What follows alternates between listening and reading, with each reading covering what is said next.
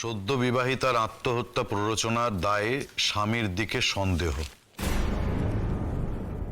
Police সূত্রে জানানো হয়েছে, বৌভাতের রাত্রে কোনো কারণে স্বামী স্ত্রীর মধ্যে তীব্র অশান্তির কারণে অনির্বাণ সেন তার স্ত্রীকে বাড়ি থেকে তাড়িয়ে দেন।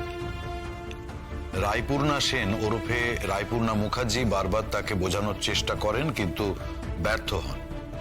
নিরুপায় রায়পূর্ণা বাপের বাড়ি ফিরে আসেন এবং তার কয়েকদিনের মধ্যেই নিজের জীবন শেষ করে দেন। হরিপুর থানার ইনভেস্টিগেটিং অফিসার জানিয়েছেন যে অনির্বাণ সেনের জিজ্ঞাসাবাদ চলছে এবং তারা স্পষ্ট প্রমাণ পেয়েছেন যে এই আত্মহত্যা ঘটনার পেছনে স্বামী অনির্বাণ সেনের প্রত্যক্ষ প্ররোচনা ছিল। মৃতা রায়পূর্ণা সেন ওরফে রায়পূর্ণা মুখার্জির মাও অভিযোগ এনেছেন তার জামাই অনির্বাণ সেনের বিরুদ্ধে।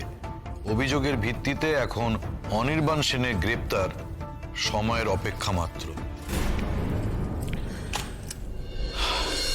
সূর্য,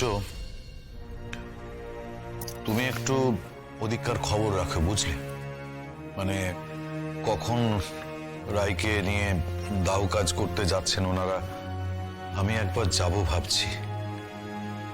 ঈশ্বর, একটা ভালো মেয়ের এ কি করুণ পরিণতি করলে। সূর্য, আমি জানি না তুমি নীলুর সঙ্গে আর কতদিন এই বাড়িতে সংসার করবে, তবে আমি একটা কথা আজকে তোমাকে পরিষ্কার করে বলে দিচ্ছি, এই একই ছাদের তলায় ওই মেয়েটার সঙ্গে থাকতে আমার কিন্তু দম বন্ধ হয়ে আসছে। সত্যি কথা বলতে কি, প্রকৃতপক্ষে তো ওই খুনি, ওই তো রায়ের প্রকৃত খুনি, ওকেই তো পুলিশের ধরা উচিত। তুমি কেন ওকে ধরিয়ে দিচ্ছ না? আমাকে কিছুই করতে হবে না বাবা, পুলিশ ইনভেস্টিগেট করতে করতে একদিন না একদিন এখানে চলে আসবেই। সূর্য, আমরা এই বাড়িতে পুলিশ আসার জন্য কেন অপেক্ষা করছি? বাবা, মা, ওই মেয়েটির জন্য এই বাড়িতে পুলিশ আসবে, তারপরে হয়তো আমাদেরকেও পুলিশ বলবে থানায় আসুন, আমাদের যেতে হবে।